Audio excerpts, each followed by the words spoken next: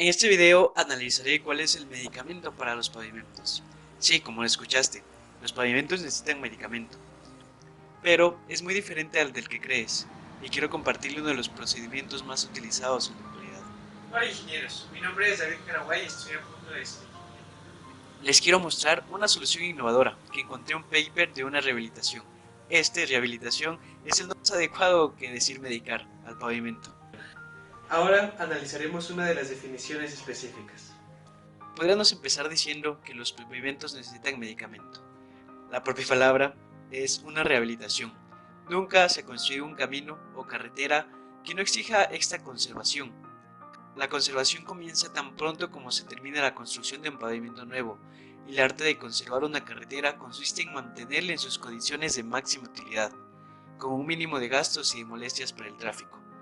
Hay muchos parámetros que miden esto, como la serviciabilidad, entre otros, entonces es muy importante tenerlo en cuenta al mantener nuestro pavimento.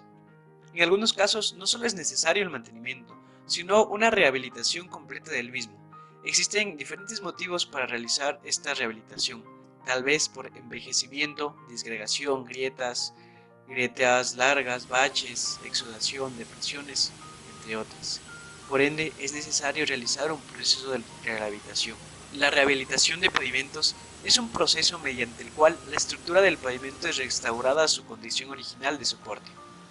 Se obtiene esta recuperación con la estabilización del pavimento existente o combinándolo con algún material de aporte si fuese necesario. Existen rehabilitaciones muy sencillas desde el bacheo, que es un tratamiento muy superficial, hasta tratamientos que se basan en remover la estructura del pavimento dañado a partir de la calpa asfáltica, hasta parte de la base. Habiendo dado esta corta introducción, llegamos al paper. Rehabilitación de pavimentos mediante reciclado con cemento KPCA Ruta Uruguay. Un paper es siempre algo innovador, es algo nuevo y este no es la excepción. Para realizar esta rehabilitación, la innovación es combinar estas dos técnicas, rehabilitación reciclada con concreto y la del KPCA. Vamos a analizar estas para poder entender el paper. El reciclado del concreto consiste en utilizar los materiales para la construcción de una nueva capa, mediante la disgregación de los mismos a una cierta profundidad. También se le puede agregar algún cloroglomerado. Luego analizaremos dos ensayos, el cual nos permite decidir los porcentajes de concreto reciclado que podemos utilizar.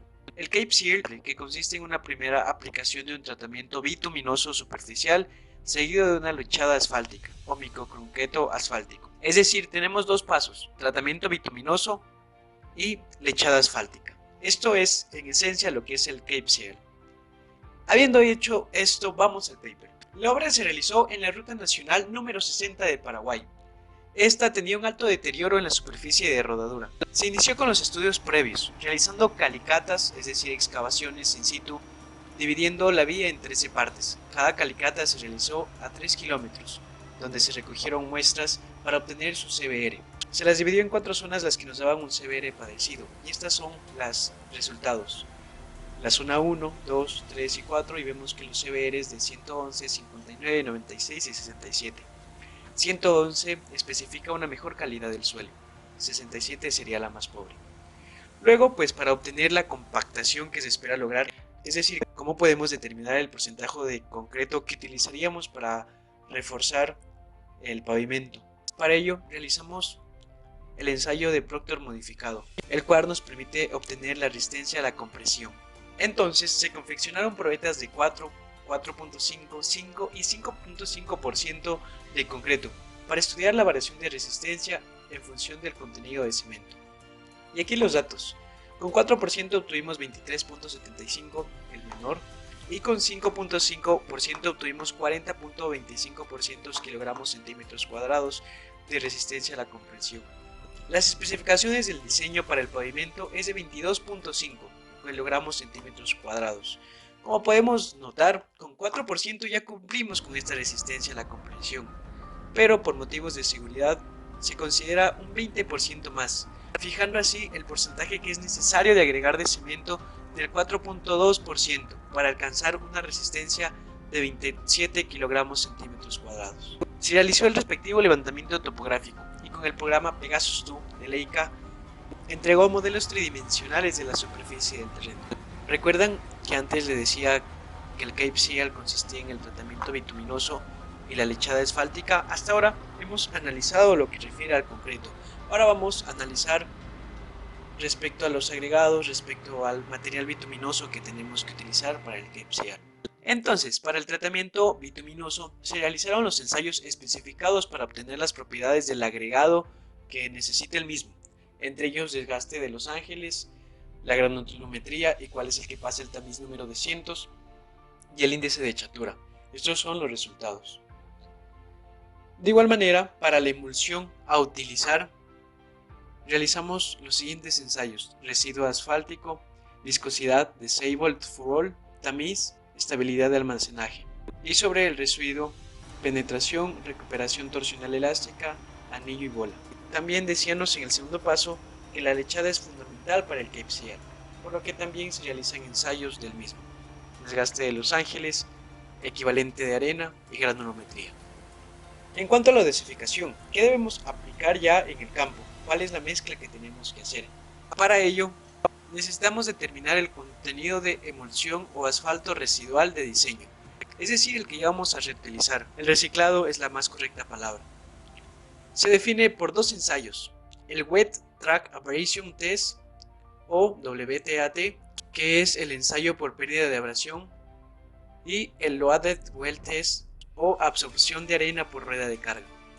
Entonces también se realizaron los respectivos ensayos, se realizaron los moldes conteniendo un porcentaje de emulsión de 7, 8.5, 10, 11.5 y 13%.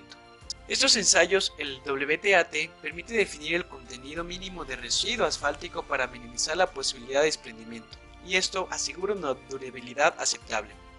El LWT permite definir el contenido máximo de residuo asfáltico, y este nos permite minimizar el riesgo de exudación. Con estos dos ensayos se define el intervalo donde se debe mover el contenido de asfalto de la lechada. Pero bueno, vamos a aplicar esto que hemos dicho en el pavimento. Habiendo determinado los porcentajes, habiendo hecho los estudios adecuados, procedemos a realizar lo que va a ser la rehabilitación del pavimento. Se utilizó un equipo dosificador. El cemento es distribuido sobre el suelo en una operación previa al mezclado. Este equipo va a distribuir el aglomerante de forma uniforme. La raturación de la capa de la base existente y de la mezcla con cemento Portland se hizo a la vez de la humectación mediante una recicladora. Detrás de la recicladora se contaba con un compactador de rodillo vibratorio para dar la primera compactación, y luego una motoniveladora con accionamiento automático dejó la rasante en las cotas del modelo definitivo. Curado. Se realizó en dos etapas: curado mediante riegos periódicos de agua, y la etapa 2, que es la complementaria del Cape Seal, es el riego con emulsión asfáltica a razón de 1 litro metro cúbico, produciendo así una membrana impermeable. Hay que mencionar que trabajar con materiales granulares cementados vienen de la mano de la aparición de fisuras, debido a su comportamiento de retracción. Para evitar estas fisuras, se aplicó la técnica de microfisuración, mediante las pasadas sucesivas del rodillo. Y por último, para completar nuestro Cape Seal, se ejecutó la lechada asfáltica, utilizando el equipo adecuado.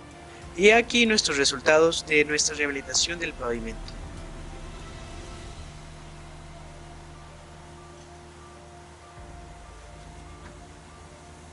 Como se había mencionado, la resistencia a obtener era de 22.5, más precisamente por las exigencias del contrato mencionaba que las resistencias debían estar entre 15 y 30 kilogramos centímetros cuadrados. A continuación en la figura podemos darnos cuenta que nuestras resistencias obtenidas cumplen con este rango de valores. Me parece maravilloso esta rehabilitación del concreto. Creemos firmemente que estas tecnologías han llegado para quedarse y apostamos a fortalecer la difusión de las mismas.